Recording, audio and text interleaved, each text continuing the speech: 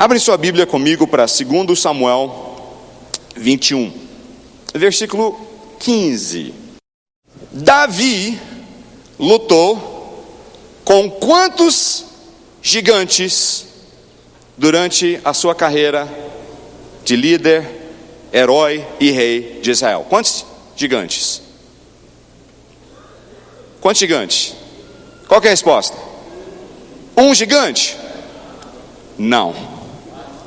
Olha aqui comigo, a minha mensagem chama Davi e o segundo gigante. Dá uma olhada comigo aqui agora.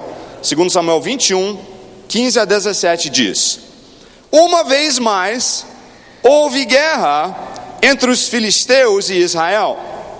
Desceu Davi e com ele os seus servos para pelejarem contra os filisteus, e Davi se cansou.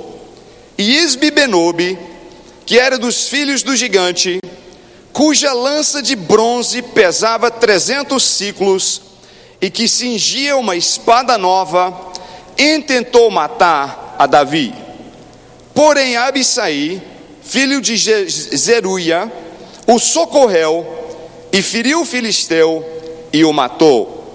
Então os homens de Davi lhe juraram, dizendo: nunca mais sairás conosco à peleja, para que não apagues a lâmpada de Israel. Isbi-Benob era, no hebraico aqui, em vez de dizer filhos do gigante, diz filhos de Rafa, que quer dizer um descendente de Rafa. Rafa era um gigante que gerou uma família, uma linhagem de gigantes na terra naquela época. Se você voltar a pesquisar, você vai ver que, por exemplo, quando os espiões de Israel entraram na terra de Canaã e 12 voltaram, 10 falaram não dá porque eles são gigantes, são como gafanhotos, eles não estavam inventando. De fato havia muitos gigantes na terra naquela época e eram enormes. Eles eram dessa linhagem de Rafa. Tem várias passagens bíblicas no Velho Testamento que confirmam esse fato. E a passagem que eu acabei de ler começa uma lista que conta algumas lutas de Davi e seus homens contra gigantes. Pulando para o versículo 2, você vê, diz o seguinte: estes 4, conta aqui a história de 4 gigantes. Estes 4 eram descendentes do gigante em Gate e caíram pela mão de Davi e pela mão de seus homens. Então Davi, em luta, ele mesmo enfrentou 2 gigantes, de acordo com o relato bíblico. Motivo que muitas vezes não reparamos, porque a história está contida em 3 versículos. De fato, a história de Davi contra Golias tem muito mais informação. Aqui dá pouca informação. Então, eu uso um pouco a minha imaginação para entender o que aconteceu. Em primeiro lugar, Davi vai para a batalha, e ele está ali na batalha, lutando, e de repente, no meio da luta, esse gigante, que era um parente direto de Golias, não sabemos se era um primo de segundo grau, sobrinho, não sabemos, mas ele era um parente de Golias, eles eram da mesma linhagem, da mesma família, e ele guardou mágoa no coração, porque diz aqui especificamente, que ele intentou matar Davi. Disse também especificamente, que ele cingia uma espada nova. Eu não sei exatamente, eu pesquisei isso, não temos claramente o que isso significa, mas eu imagino que o que quer dizer é o seguinte: o gigante mandou fazer uma espada nova, dizendo, essa espada, porque ele lutava com lança e espada, então ele devia ter dito, essa espada eu só puxo para fazer com Davi o que ele fez com meu tio ou com meu primo Golias. Davi puxou a espada de Golias para cortar a cabeça, ele devia ter feito uma espada nova, falando, essa espada vai ser iniciada em sangue, com o sangue da cabeça de Davi que eu vou arrancar na batalha. Então ele preparou uma espada nova e disse aqui que ele intentou matar Davi. Isso, meus irmãos, não é tão fácil. Você vai para uma batalha com dezenas de milhares de homens, para você conseguir chegar perto do rei, não era uma coisa tão fácil. Tinha seus valentes em volta, sua guarda real em volta, e esse gigante conseguiu, no meio da luta, de cara chegar a Davi, para começar uma batalha individual dele contra Davi. Ele chega ali contra Davi, começa a lutar, e diz a palavra de Deus, Não que Davi se encheu do poder e glória de Deus e derrubou o gigante, mas disse o seguinte: Davi se cansou. Todo mundo fala, Davi se cansou. Ele cansou ali no meio da batalha. Não temos detalhes, mas eu imagino que algo aconteceu mais ou menos assim. Ele estava lutando, o gigante Isbibenob com a lança, tentando pegá-lo, e ele com a espada, batalhando, e de repente ele cansou, não estava conseguindo mais a resistência na batalha, a força, e talvez ele recuando, caiu assim, tropeçou por cima de algum soldado morto ali, foi para o chão.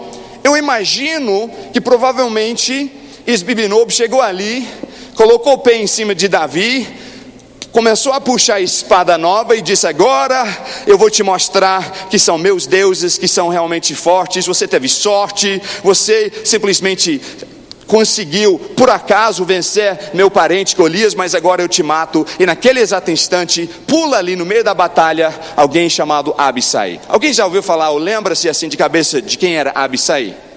Quem está lembrado aqui? Deixa eu ver a mão. Ninguém. Praticamente ninguém se recorda quem é Abissai. E eu vou chegar exatamente, eu quero que vocês prestem atenção nesse ponto daqui a pouco. Abissai era o sobrinho do rei Davi. Abissai estava com Davi desde a época da caverna de Adulão. Abissai era o chefe dos valentes de Davi. Abissai pula ali na batalha, chama o gigante para cima dele, fala: vem cá seu gigante, agora você vai cair. Ele começa a lutar, e ele lutando ali, ele consegue derrubar o gigante, e Deus traz a vitória naquele dia. Agora eu quero trazer para vocês hoje alguns pontos sobre o que aconteceu ali, que você pode aplicar na sua vida e ministério. Primeiro é o seguinte: Davi se cansou. Davi foi para a batalha, lutou com esse gigante e ele cansou. E nós sabemos que aqui no final da história, disse que os homens de Israel falaram: você, Davi, nunca mais vai para a batalha, para que não se apagues a lâmpada de Israel. Nós não podemos te perder na batalha, você vale demais. Um lugar eles falaram: você vale igual metade do exército, você vale igual 10 mil homens, nós não podemos te perder, você é o nosso líder, nosso rei. Eles amavam profundamente Davi, então eles falaram: olha, você não vai mais. Por que agora eles falam isso? E ele vinha numa carreira de batalhas a vida inteira, porque foi a vez em todas as batalhas que ele lutou, que ele chegou mais perto da morte, que ele chegou mais perto da derrota. Por isso que assustou os homens deles, falando: poxa, o nosso rei quase morreu ali, não vamos deixar ele mais ir à batalha, porque ele cansou ali no meio.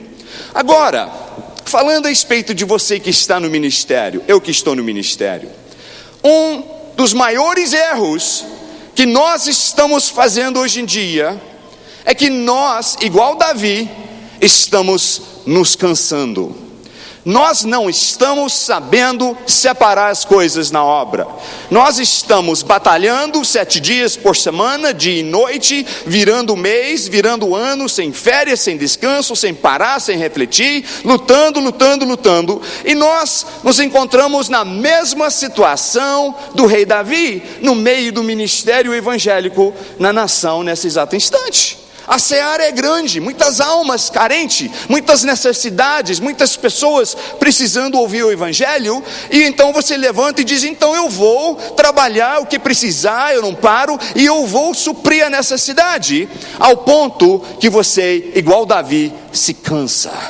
O problema é que quem se cansa abre uma brecha na sua vida e ministério para queda, pois por causa de nada mais do que simples cansaço, eu tenho visto amigos e homens de Deus que eu tenho acompanhado caírem mortos de forma precoce. Isso aconteceu agora no avivamento dos anos 50 e 60 que teve nos Estados Unidos. Foi um avivamento de cura, Deus fazia muitos milagres, e Deus levantou muitos desses homens de Deus que faziam cruzadas com tendas e viajavam, e a unção era muito grande, e a necessidade muito grande. Então eles começaram a viajar constantemente, pregar, abrir igreja, fazer o trabalho, e vários deles simplesmente acabaram morrendo de forma precoce. Simplesmente, muito cedo na vida, o coração parou, ficaram doentes, porque eles abriram a brecha e morreram de forma precoce.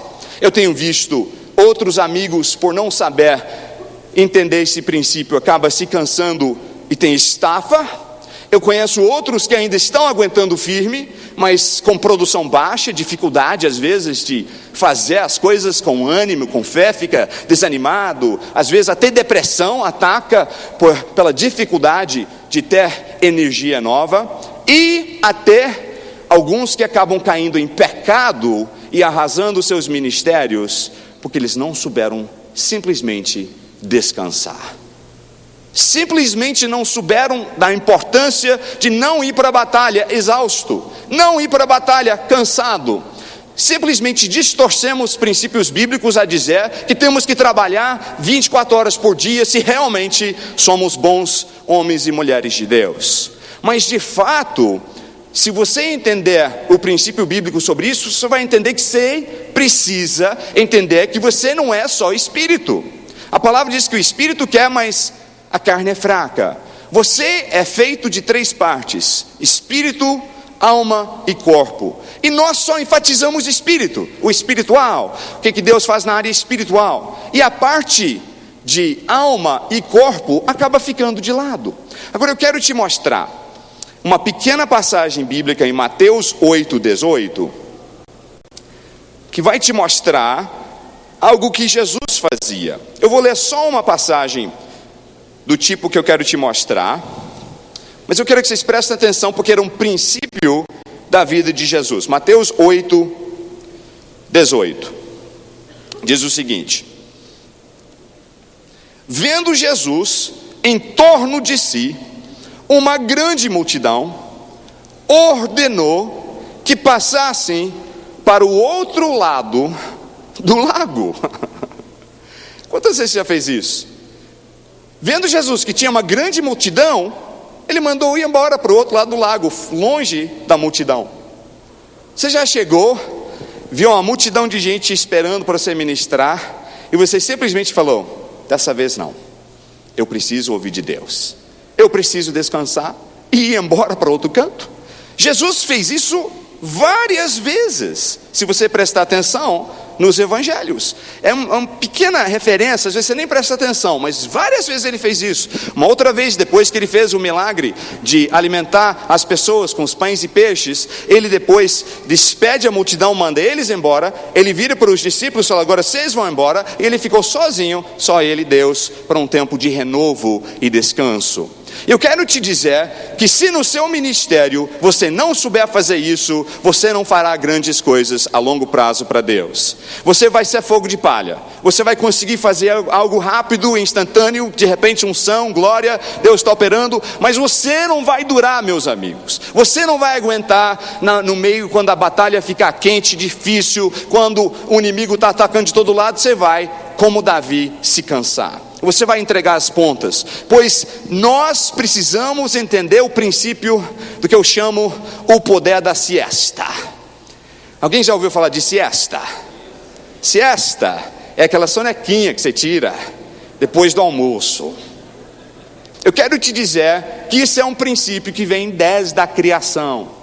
Deus fez o que no 7º dia? Descansou. Por que Deus descansou? Deus cansou? Não, Deus fez isso como exemplo para nós. Deus estava estabelecendo um modelo, um exemplo para nossas vidas. Ele descansou. Depois, na lei do Velho Testamento, havia o sábado, que era obrigatório descansar. Tudo bem que nós não vivemos mais debaixo da lei, estamos na época do novo pacto. Então, nós não somos obrigados a guardar o sábado ou descansar no sábado, apenas parar. Porém, o princípio do sábado não deixa de valer para nós hoje. O princípio vale. O princípio de você falar: eu tenho que ter um tempo em que eu paro, eu não vou mexer, eu só vou dar uma passadinha na igreja, resolver 1 ou 2 coisas. Quando for 4 da tarde, você está lá ainda, no seu dia de folga.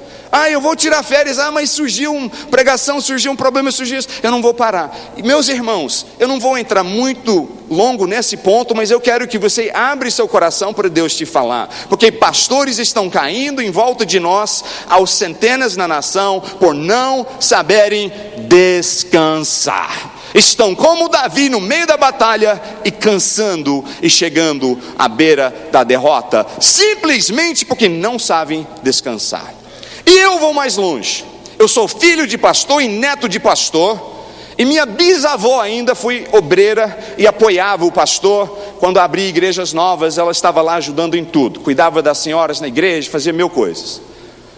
Eu fui criado como filho de pastor, e eu vou te falar que eu tinha muitos amigos filhos de pastores, e infelizmente uma grande quantidade deles hoje estão revoltados com o evangelho, não estão servindo a Deus, não estão bem nas suas vidas espirituais.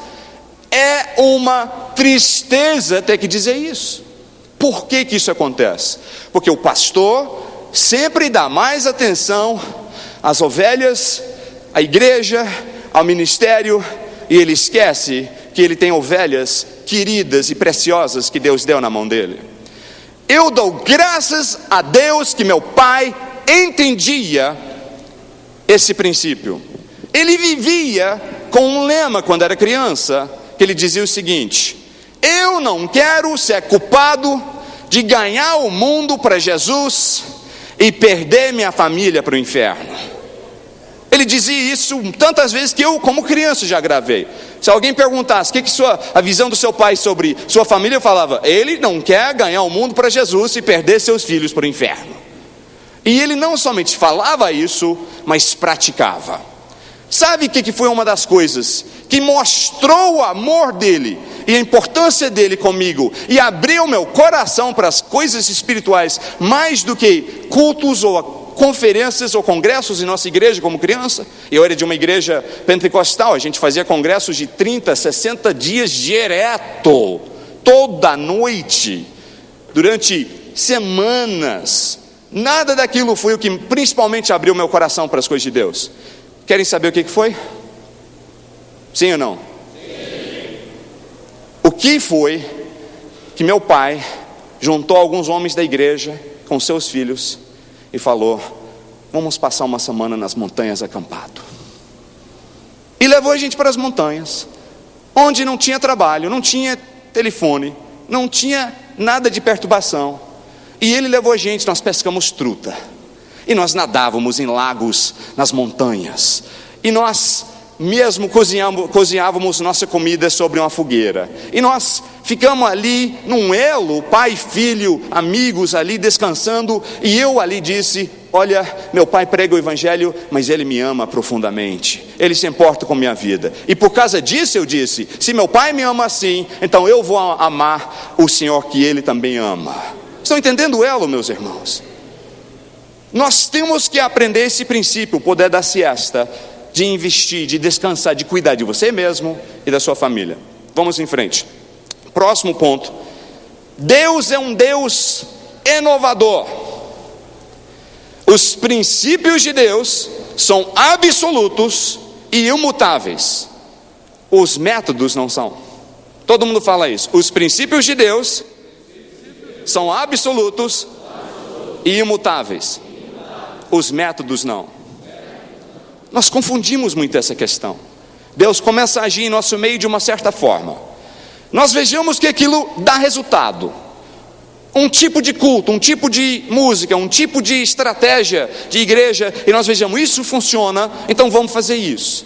E aquilo funciona por um tempo, e de repente passa anos, e já está na hora de inovar, de mudar métodos, de mudar um pouco a estratégia para acompanhar as mudanças na sociedade e a geração. Mas nós não, eu morro fazendo a coisa do jeito que eu sempre fiz, graças a Deus, aleluia. Eu não entrego as pontas, eu morro aqui, oh glória. Eu não paro de fazer do jeito que eu fiz, até a morte me levar. E aí vem a morte do ministério. O cara está ali, o pessoal vai embora, ele não entende o que está acontecendo. A coisa fica seca, religiosa, tradicional, e o cara não entende por quê. Ou então, coincidências acontecem e nós mal interpretamos e fazemos deles métodos. Exemplo: eu, como disse, era de uma igreja pentecostal. Então eles ensinavam muito quando era criança, da necessidade de receber o batismo com o Espírito Santo. Só que a gente não falava, eu quero o batismo com o Espírito Santo.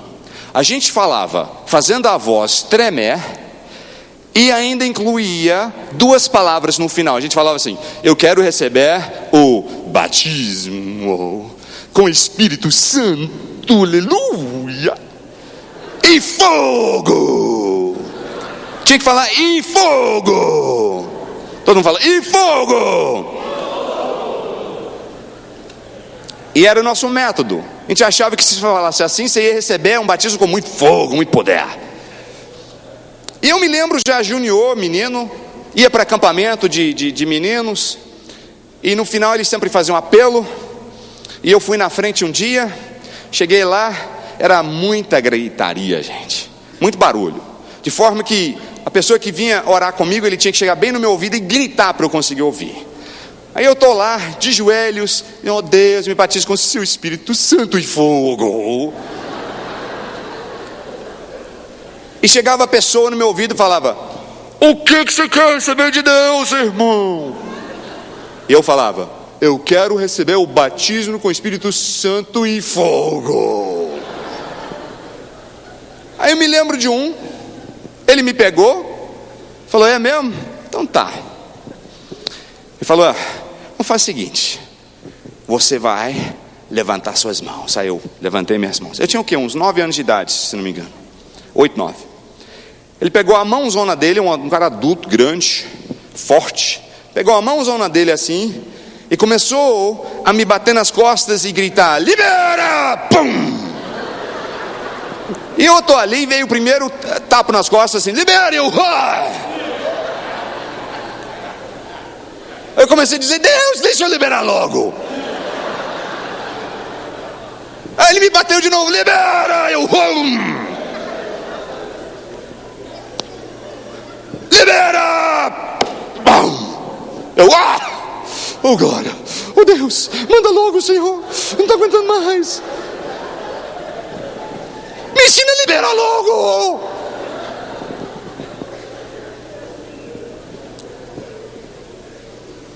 Não sei por que ele fazia isso. Eu posso imaginar que talvez um dia ele estava orando para alguém e de repente ele estava dando uns tapinhos nas costas. Tum, tum. E de repente Deus faz um milagre. Ele olhou para a mão e falou, glória. É a mão. Mão, aleluia. Conheci o irmão que falava assim, se minha mão começar a sacudir, você sabe que um som vai cair. Aí quando a mão dele começava assim, todo mundo, glória. Aí quando fazia assim, todo mundo sabe, o poder vai cair hoje. Talvez um dia ele estava dando uns tapinhos, Deus fez um milagre, coincidentemente, não por causa dos tapinhos, e ele achou que o tapo era o método. Então agora vamos dar tapos, e a pessoa vai ser cheia do poder de Deus, Deus vai operar. E ele devia ter batido em muita gente, dado surra em muita gente, antes que chegou em mim. Eu fui embora daquela reunião, aquela noite, o que eu recebi? Dores nas costas só, mais nada. Passou um tempo, um outro culto bem penteca, chamaram para o apelo, né? O apelo era aquela coisa maravilhosa, vai correndo para frente, Deus vai operar. Eu fui na frente, mesma coisa, ainda estava querendo o batismo no Espírito Santo e fogo. Queria que Deus mandasse fogo naquele instante.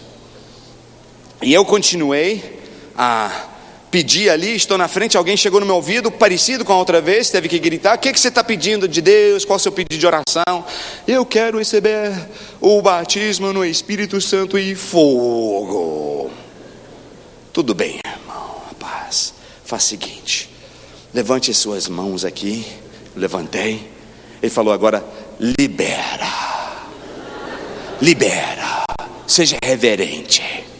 Só que a palavra reverente para mim, em mais ou menos 9 anos de idade, a única vez que eu tinha ouvido é a vez que eu estava na igreja mastigando chiclete, e o diácono me pegou pela orelha e me arrancou da igreja e falou assim, tenha reverência à causa de Deus, rapaz, e não mastiga chiclete aqui, isso é pecado.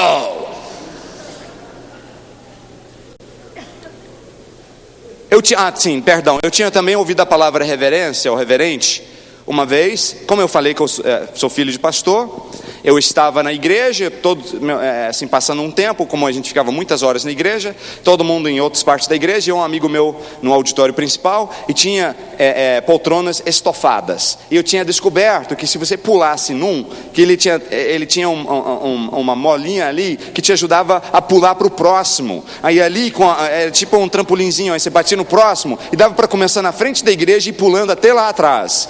E depois voltar. Eu fui pego fazendo isso. Aí mais um puxão de orelha e tenha reverência à casa de Deus, irmão. Então era o único conhecimento que eu tinha da palavra reverência. Eu não sabia mais o que significava. Aí o cara falou comigo: você quer receber o batismo do Espírito Santo e fogo? Tenha reverência. Falei, tá bom, mas eu não estou mastigando chiclete nem pulando. Não estou fazendo nada errado. Então ele pegou meus braços e começou a falar: agora libera com reverência. E ele começou a arrancar meus braços para cima assim, ó. Tum, tum. Eu estou lá assim, tum, sendo arrancado. Oh Deus, eu quero ter a reverência logo, Senhor, para eu receber. Está doendo.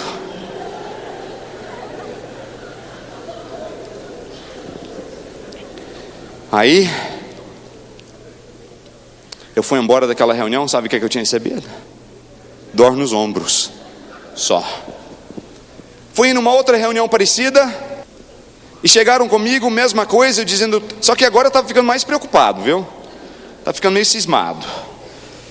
Essa vez chegaram comigo: o que você quer? Eu quero batismo no Espírito Santo e fogo. Ficando mais tímido. Tá bom. O cara falou: você quer falar em línguas? Faz o seguinte, fica aí falando aleluia de trás para frente um monte de vezes e você vai estar falando línguas estranhas ou glórias. Tudo bem? Estou ali ajoelhado. Ok, aleluia. Aí o cara foi embora, então eu estou lá, aleluia de trás para frente. Como é que fala? Isso é aleluia lá? Não. Lehuhayaha? Não. Aleluia? Não. La la la hu, não. La la he ha ya, não. Ya lu ha ha hi, não. La la ha ya. Eu fiquei ali. Eu fui embora. Sabe o que eu tinha recebido? Dor de cabeça. Mais nada. O dia que eu fui cheio do poder do Espírito Santo, eu estava no Amazonas, em Manaus. A mensagem foi muito simples, falou sobre fé. Minha experiência foi bem quieto assim diante de Deus. Eu falei: eu vou receber pela fé. Recebi e mudou minha vida. De lá para cá comecei a ser ousado e mudou literalmente. Deu unção sobre mim. Eu era um menino tímido, odiava estar na frente das pessoas. A unção de Deus me encheu e deu no que deu aí. Doidão para Jesus, no bom sentido. Glória a Deus.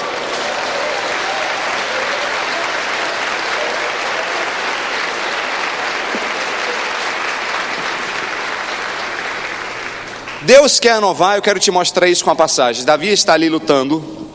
Eu imagino na hora que ele está ali cansando, e ele viu o gigante ali chegando perto dele. Ele já está cansando a batalha, o gigante está chegando. Ele deve ter pensado assim: eu vou vencê-lo, eu venço agora. Cadê minha funda?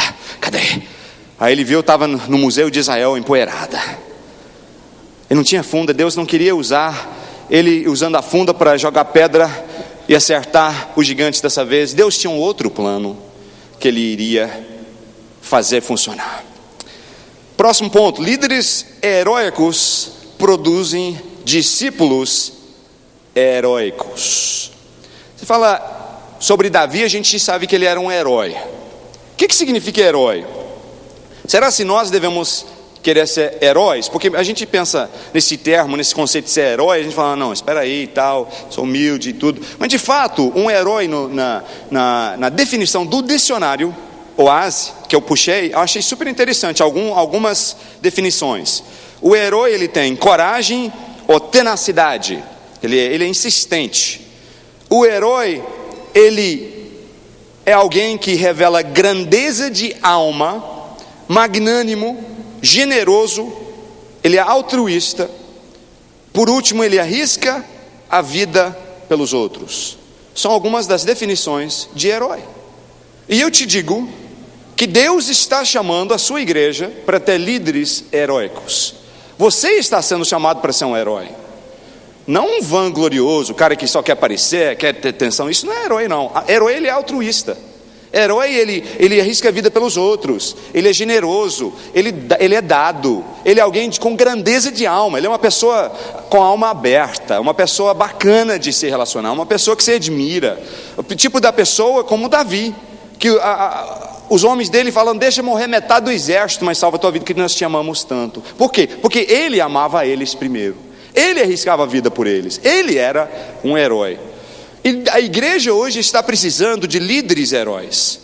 Não pessoas que puxam a glória para si, mas pessoas que são heróis usados por Deus, são corajosos, são insistentes, têm tenacidade, eles estão dispostos a dar a vida pelo outro, e eles são um tipo de líder que é um servo, um líder que abençoa, que quer ver o bem dos outros. Ele é altruísta, ele quer dar, ele quer abrir a carteira, está na hora da oferta, eu quero dar, né? Quantas vezes o pastor é o último a querer dar?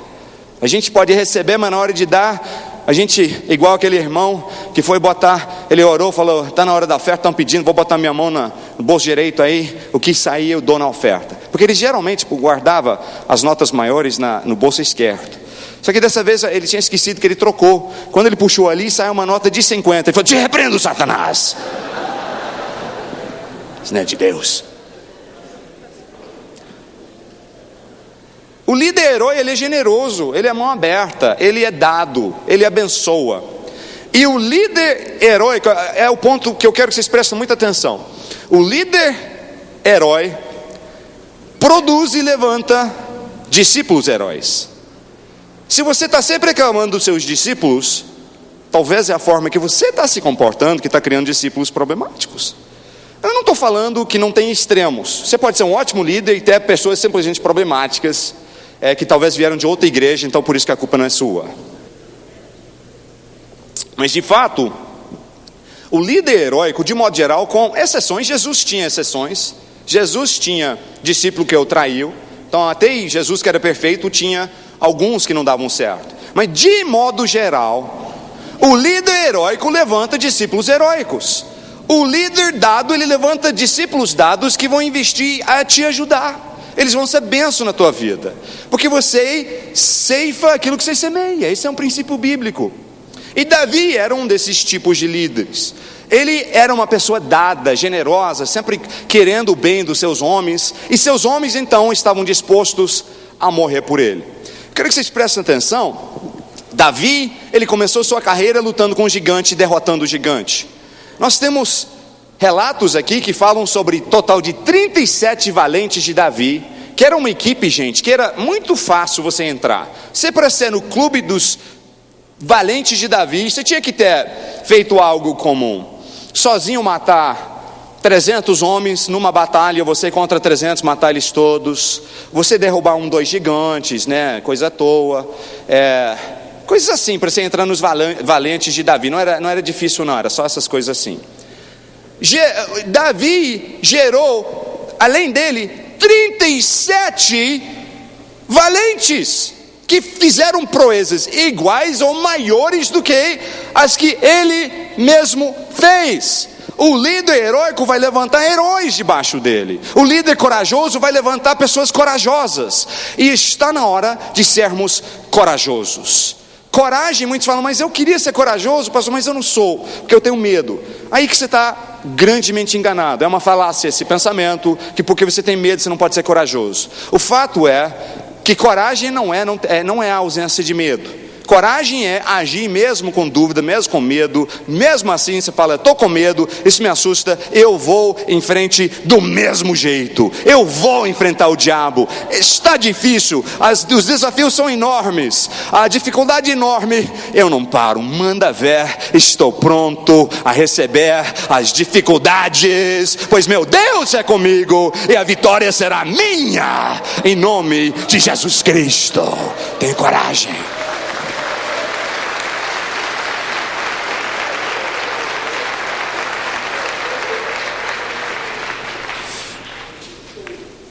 Abisai, vocês falaram que não tinham ouvido falar dele.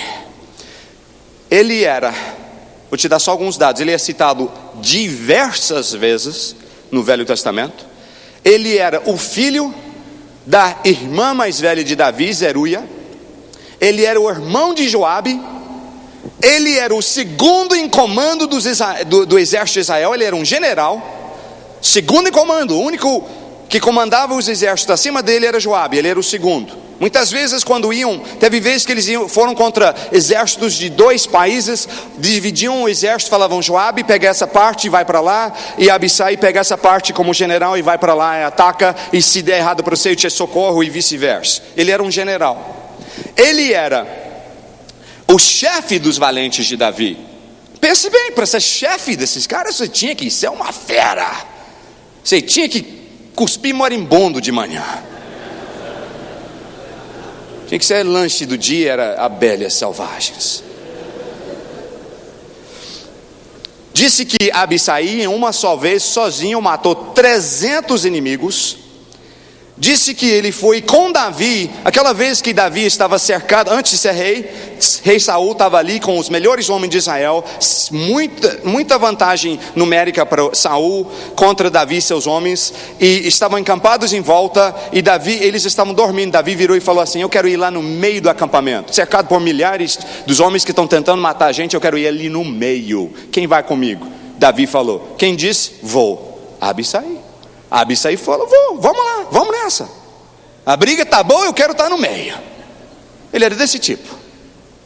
Aí entraram ali no meio, pegaram a lança de Saul, virou para Davi e falou: eu mato ele para ti. Acabou com ele. Uma fincada da lança está morto, acabou. Davi falou: de jeito nenhum, isso vai cair mal contra você, não posso deixar você fazer isso. Foram embora. Sempre ele era assim. Ele era o chefe dos valentes, dos 3 que eram os mais valentes dos 37, e ele então foi para buscar água no poço perto da porta de Belém. Quando Davi queria água, ele lutou no meio dos inimigos só para pegar água para seu tio, seu chefe. Leal o homem. O que eu acho tão incrível é que ele é tão falado, ele era tão fascinante, tantas coisas que ele fez, e ninguém de nós nunca ouvimos falar dele. E exatamente isso é o ponto que eu quero te mostrar. Quando você é um líder servo, quando você é um líder heróico, você vai levantar pessoas que não estão buscando a sua própria glória. Você vai buscar pessoas que vão te apoiar na obra. Talvez você ora e fala: poxa, ninguém está querendo me apoiar, ninguém levanta meus braços. Entrega a tua vida a ser um herói, a abençoar os outros, e Deus vai levantar pessoas em volta de você que vão morrer por você e lutar por você, fazer tudo por você, para ver você no trono de Israel e abençoado, tocando vidas. Deus quer levantar Abissais na sua vida, meus irmãos. Deus quer levantar pessoas que vão te segurar, vão te abençoar, e nunca dizer: ponha meu nome lá na frente, Abissai. A gente não presta atenção para ele, porque ele não puxava a glória para ele mesmo. Ele era leal, mas um dos homens mais leais que Davi tinha na face da terra. O cara estava com ele, custar o que custar. Agora, ser um líder corajoso, eu disse que não é baseado em ser uma pessoa que não tem medo. Você pode ter medo e ser um líder corajoso. E é muito importante você lidar com medo na sua vida. Preste muita atenção. Se você permitir que medo domina na sua vida, mesmo no campo natural, você vai estar permitindo que o inimigo ataque você com medo na área espiritual, e vai estar impedindo você de ser usado por Deus. Vou te dar uma pequena ilustração. Um rapaz, um obreiro que começou a trabalhar comigo, eu discipulando ele no ministério. Ele foi fazer seminário conosco no Cristo para as Nações. Eu estava discipulando ele estava tempo integral na nossa equipe. E uma vez nós fomos ministrar no Nordeste. Ele foi junto com a equipe, nós tínhamos uma equipe toda lá. E por acaso nós sentimos, tínhamos algumas horas de folga um dia, falamos: vamos nadar no mar. Então nós fomos para o mar, vários de nós entramos, estamos lá nadando, e eu olho, e cadê o rapaz? Ele estava ali na praia, com o dedinho do pé dele fazendo assim na água. Ele estava ali, eu botava o dedinho, eu falei: vamos nadar, rapaz, que é isso? Tá bom, pastor. Ele entrou na água até aqui assim, isso para ele era nadar. Agora ele está andando ali, eu estou lá nadando com o resto da equipe, eu olhei, cadê o rapaz? Está lá, assim. Voltei para ele e falei: rapaz, vamos nadar, que é isso? Então, vamos entrar na água, é muito gostosa a água, é legal, a gente está refrescando aqui, está quente, isso aqui é muito bom, entra um pouquinho. Tudo bem, pastor. Ele falou de olhão assim, desse tamanho. Tá bom, pastor, eu vou. Aí ele entrou na água, e ali eu estou nadando, esqueci dele, foi embora. Depois de um tempo, eu olhei em direção àquele rapaz, ele estava ali, no meio da água, meus irmãos. E eu só vi de longe, a onda passava, cobria a cabeça dele, depois passava, e a água estava até aqui, e ele com a mão para fora, gaguejando assim.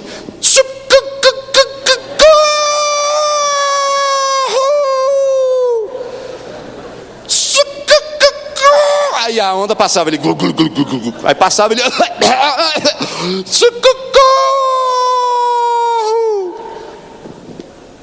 eu pensei, que é isso? Eu sou responsável, eu que falei para ele entrar na água, ele vai morrer afogado, a culpa é minha.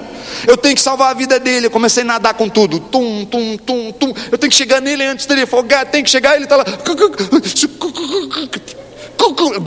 Aí passava a onda. Ele estava com a mão para fora, eu fui chegando. Antes de chegar totalmente perto dele, eu já agarrei o braço dele para puxar ele fora da água. Sabe o que eu descobri? Ele estava pisando na areia o tempo inteiro.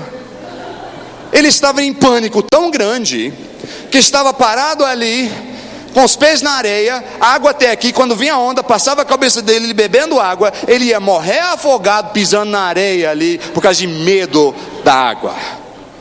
Podia simplesmente sair andando fora do mar e ele ia morrer assim, por causa de medo. Medo assim é horrível na vida da gente. Eu chamei ele no canto depois, eu falei, escuta, vamos ver aqui, por que você é assim? Ele falou, pastor, desde criança minha mãe fala, cuidado com água, você vai morrer afogado, a água te mata, a água é perigosa, não sei o que. Eu fui criando uma trauma assim com água. Aí então meu pai um dia, que era um militar, tudo fortão, tudo assim, né, aquele jeitão de militar, ele virou para mim e falou, você tem medo da água, rapaz? Ele, tenho, pai. Falou, então vamos resolver isso agora. Pegou ele e jogou assim, para o meio da água. Aí ele veio, a beirada, o pai puxou dele, fora da água, ele olhou, acabou o medo, ele não, jogava de novo. Jogou ele mais de 10 vezes ali. Puxava ele, tem medo? Tenho, vai de novo. Ele disse, isso só piorou, meu medo agora fica uma trauma horrível, eu morro de medo de água. Eu falei, irmão, deixa-me te ensinar uma coisa, se você permite que o medo te domina, mesmo numa área natural desse nível, não estou falando um medo normal, estou falando um pavor fora de controle, essa trauma que te domina, falei, se você permitir isso está mexendo com você na sua vida espiritual. E de fato ele era tímido na obra, ele ia ministrar muito tímido, meio parado assim. Eu falei, vamos trabalhar isso, vamos, você topa? Ele falou, eu topo. Então eu falei, vamos, eu vou te mostrar a palavra. Mostrei a palavra para ele, que ele não tem que ter medo, ele diz que não tem que ter nenhuma ansiedade, né? Porque ele pode depender de Deus, do poder de Deus. Fui ensinando ele os princípios, fui falando com ele. Aí levamos ele naquela viagem, tivemos outras oportunidades perto da água. Levei ele, falei, entra aos poucos, vai dizendo em nome de Jesus, eu quebro isso. Eu orei com ele. E eu vou te falar que até o final daquela viagem, ele estava nadando. Era muito feio assisti-lo nadar. Realmente, não era nada bonito. Parecia um cachorro nadando assim. Mas estava flutuando e entrando na água. Tempos atrás eu perguntei para ele, já tem vários anos, eu falei, como é que você está com a água? Ele falou, pastor, eu amo agora. Eu, minha esposa, a gente nada a beça e tal. E eu vou te falar uma coisa, ele criou ousadia. De lá para cá, ele é um cara ousado, ele já abriu 3 igrejas com sucesso. Ele, nesse exato instante, acabou de voltar da primeira viagem dele para a Europa, convidado como preleitor na Europa, para pregar ali nas igrejas. E Deus está ungindo o ministério dele, pois ele quebrou o poder do medo que dominava ele. Líder corajoso, ele não é alguém que não tem medo, mas ele vence o medo com a ajuda do poder de Deus. E se você quer ter uma igreja de pessoas corajosas, a gente está falando de coragem, não é necessariamente para você fazer algo físico, mas você tem que ter muita coragem para ser usado por Deus no ministério hoje em dia. Você quer fazer proezas para Deus? O que é que a maioria dos líderes no final da sua vida olham para trás e eles sentem remorso? É porque eles foram ousados demais? Não, é porque eles perderam oportunidades por não serem ousados. Se eu olhar para trás na minha vida, eu quero pensar assim, eu posso ter errado, posso ter dado algumas mancadas, posso ter feito algumas coisas que não deram certo, mas eu tentei e fui em frente e batalhei o bom combate com a ousadia que vem de Deus. E Deus quer te encher com ousadia, meus irmãos, para você fazer proezas. Precisamos de pastores e líderes ousados hoje em dia, dispostos a dizer, vem a batalha, vem a guerra, vem a luta. Eu não estou preocupado estou pronto a enfrentar, pois a vitória é certa, a vitória é minha, em nome de Jesus. Vou chegar no final e vou vencer.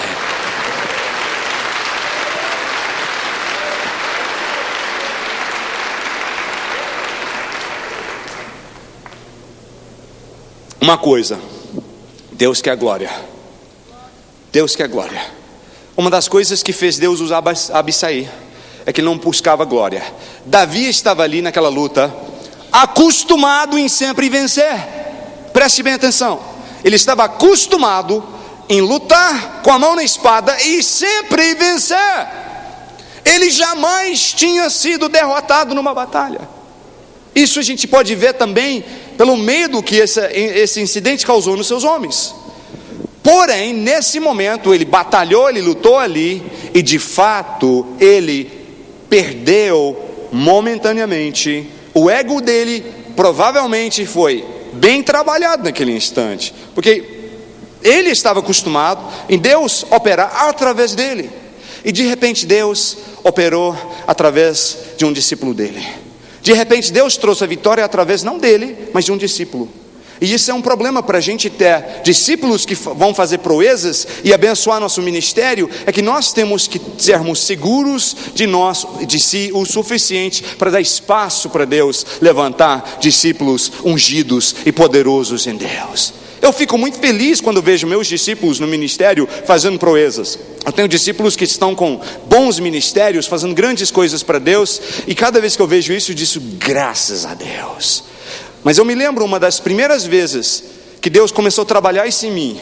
É o coração de pai espiritual, de mãe espiritual. É um coração paterno que quer ver abençoado os filhos na fé. Eu me lembro uma vez que alguém chegou, estava eu e um discípulo meu no ministério, pastor consagrado, tinha colocado ele na obra, e umas pessoas chegaram perto e me cumprimentaram. Oi, pastor Gary. Oi.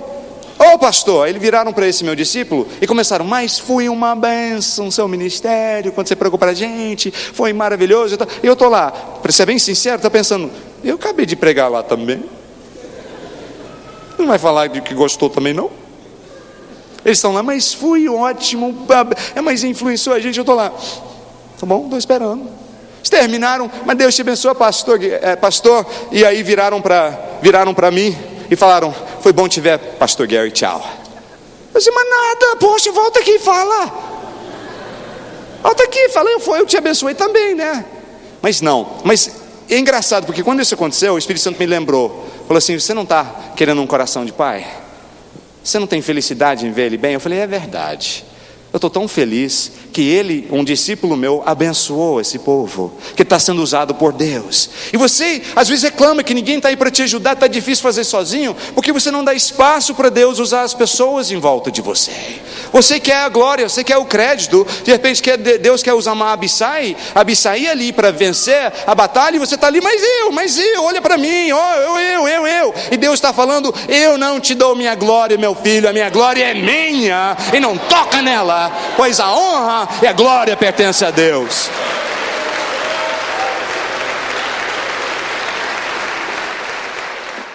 Último ponto aí.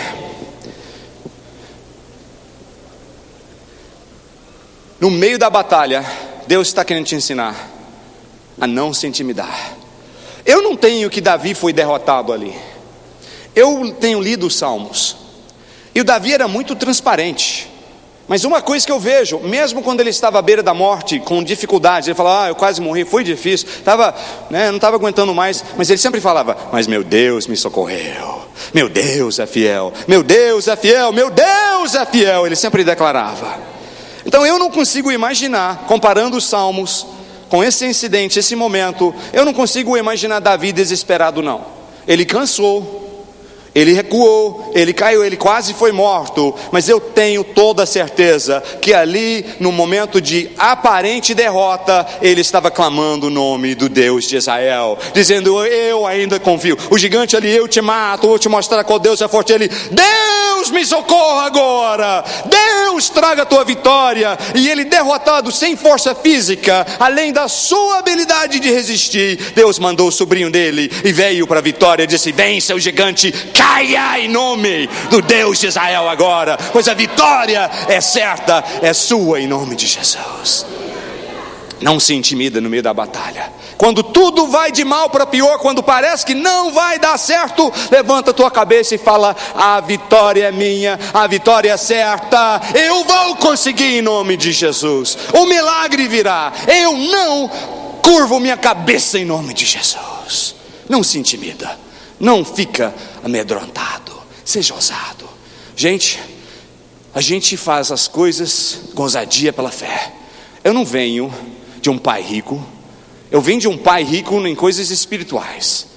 Cada obra, cada projeto que eu tenho feito para Deus tem sido com bastante medo natural, com bastante receio, mas levantando, dizendo: olha, a carne diz que não dá, mas Deus diz que dá.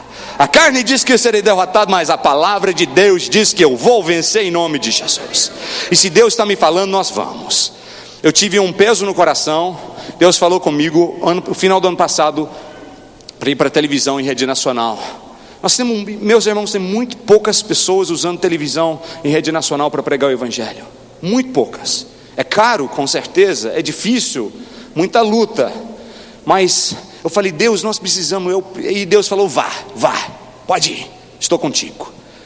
Então eu comecei a orar. Deus me falou, eu senti de pegar um horário na Rede TV no sábado de manhã. Comecei a orar, não dava certo. Eu pedi, eu falei: aquele horário, tem um horário que era de um televendas. Eu falei: eu quero aquele horário. Era meia hora. Eu falei: eu quero aquele horário. Aí eu ia na Rede TV, falava: eu quero aquele horário. Eles falam: nós vamos tentar voltar. Eu falo: impossível, eles estão ganhando muito lucro com esse horário, nunca vão te entregar. Eu falei: vão sim, aquele horário vai ser meu em nome de Jesus. Isso durou meses. Eles falam: não dá. Eu falei: vai dar sim, não dá, vai dar sim, não dá, vai dar sim. Aí de repente eles me: pastor, deu. Aí eles me passaram um contrato, eu olhei e falei: agora eu boto a caneta nesse negócio aí, o que eu vou fazer? É muita grana. A gente tem um orçamento, temos projetos, mas nunca sobra. Você sabe como que é isso? Não sobrava nada, não tinha R$100 para investir em televisão. Deus falou: vai. Eu falei: mas Deus, olha o valor. Eu falei: vai. Meus irmãos, eu falei: vou, assinei ali. O diabo falou, eu fiquei uma noite preocupado antes de assinar aquele contrato. O diabo falou: não dá. Eu falei: cala a sua boca, Satanás, pois Deus falou para ir e eu vou em nome de Jesus, pois a vitória é minha e vidas vão ser tocadas nessa nação. Assinei o contrato, fomos para o ar. Nós não temos deixar de pagar nem um mês e vamos continuar enquanto Deus quer a gente ali, tocando pessoas com o evangelho do Senhor Jesus Cristo ao redor da nação. Não se intimida, levanta e fala: eu vou conseguir em nome de Jesus. Eu não vou recuar, eu não vou voltar atrás. Deus me falou, Deus me mandou e eu vou em nome de Jesus. Vai acontecer e você vai ver Deus operar grandemente. Um último ponto sobre não se intimidar é que o inimigo ataca para você ficar assustado. Você sabia que espiritualmente o único jeito que o inimigo vence a luta contra você é se você entregar? Sabia que ele não tem autoridade espiritual para te vencer na luta? Não tem mesmo. A Bíblia é muito clara nesse ponto. Você só perde se você desistir na luta. Você só perde se você recuar, se você entregar a luta para Satanás. Então o que você tem que fazer é levantar a cabeça e falar: olha, a batalha é grande, mas meu Deus é maior. A batalha é grande, mas Deus está comigo. E eu estou baseado não na minha autoridade e meu poder, mas eu estou baseando minha luta na autoridade e poder do nome do Senhor Jesus Cristo. E eu vou vencer. Quando eu era menino na escola, como eu era filho de pastor, morava ainda na Califórnia, 11 anos de idade, os meninos ali eram muito briguentos. Era uma região em que tinha muito menino meio de rua, briguento, problemático, e eles gostavam muito de brigar. E eles me chamavam para briga de vez em quando. Alguém: vem cá, seu medroso, eu te dou uma surra, eu vou te bater e tal. Eu não tinha medo de enfrentá-los. Eu de fato achava que não daria um bom testemunho eu, um servo de Jesus, filho de pastor, ficar lá brigando com os meninos na escola. Então eu falava: não, deixa isso para lá. Eles viram que eu não ia reagir. Passaram dias e semanas, eles começaram a me ver como um alvo fácil. Quando você quer crescer um pouco o ego, tá passando uma menina bonita, né? Chega perto do Gary ali e começa a chamar ele para briga, que ele vai recuar, você vai parecer um valentão na frente da menina. Então eles começaram a me ver como alvo fácil e começou a ser um inferno literalmente ali. Todo dia, o tempo todo, eles me chamando a briga, eu não. Chegou um ponto eu não estava aguentando mais, eu orei e falei: Deus, eu estou tentando dar bom testemunho aqui nessa escola, mas Deus, eu não estou aguentando mais. Se o Senhor não me der uma libertação, alguma resposta, uma dessas próximas, eu vou meter bronca. Eu não sei se eu vou ganhar, perder, mas eu não vou me segurar mais. Vamos lutar. Eu falei: Deus, mas me ajuda. Passou uns dias, e um rapaz que eu não conhecia, eu comecei a fazer amizade com ele. Começamos a sentar junto, bater papo. Ele era grandão, seu nome era Louis. Ele era descendente mexicano, mas nascido na Califórnia, então ele era o que a gente chamava de chicano. E Louis era um chicano bacana, a gente conversava e tudo, fizemos amizade. Eu falei com ele que era filho de pastor, aquela coisa toda, e ele gostava de saber das coisas de Deus. Passou uns dias, eu estava andando, e alguns dos meninos que mais me perturbavam, uns 2 deles me cercaram num canto e falaram: vamos brigar, seu medroso, você está com nada e tal. Um deles começou a falar assim, e eu olhando, pensando: que é isso? Não estou aguentando mais isso, está me irritando. Aí o outro deu uma cotovelada assim no seu amigo e falou assim: para com isso. O cara parou e eu estou só lá assistindo. Aí o que mandou o outro parar falou: não mexa com ele. Eu estou ouvindo, estou gostando, não sabia o que está acontecendo, mas está legal. Ele falou assim: não mexa com ele, ele é amigo do Louis. Falei assim: legal ser amigo do Louis. Eles me deixaram em paz, foram embora. Fiquei curioso, pesquisei. Sabe o que eu descobri? Louis era o melhor menino de briga da escola inteira. 600 alunos ali, ele dava surra em qualquer menino. Aliás, ele podia pegar os 3 melhores de briga, enfrentar os 3 ao mesmo tempo e batia nos 3, que era tão bravo o menino. E ele era meu amigo. Comecei a andar na escola naqueles dias seguintes, alguém me abordou tentando mexer comigo: vamos brigar. Eu falei: você não sabia? Sou amigo do Louis. Desculpa, rapaz, estava só de gozação, você é muito gente boa. Que isso? Louis, bacana, fala que eu mandei um abraço para o Louis, tá? Falei: pode deixar. Amigo do Louis. Meus irmãos, ninguém nem sequer olhava de cara feia para mim ali, o resto daquele ano. E eu pensei que eu tinha ganhado a batalha contra coisas perigosas. Terminei aquele ano. Próximo lugar que eu fui foi para a selva amazônica, onde eu tinha que enfrentar nada mais do que jacarés, piranha, coisas assim. Mas tudo bem, eu ainda era um amigo do Louis. Meus irmãos, você está na batalha, você não está sozinho. Davi não estava sozinho. Davi estava ali na batalha com Deus ao seu lado, com a mão de Deus operando a favor dele. Glória a Deus. Você também está. Você está sendo chamado a fazer proezas em nome de Jesus. Deus está te chamando para ser um líder herói, não vanglorioso, não procurando fama. Isso não é herói, mas é herói, altruísta, generoso, dado, pronto a dar a vida pelos outros. Jesus não era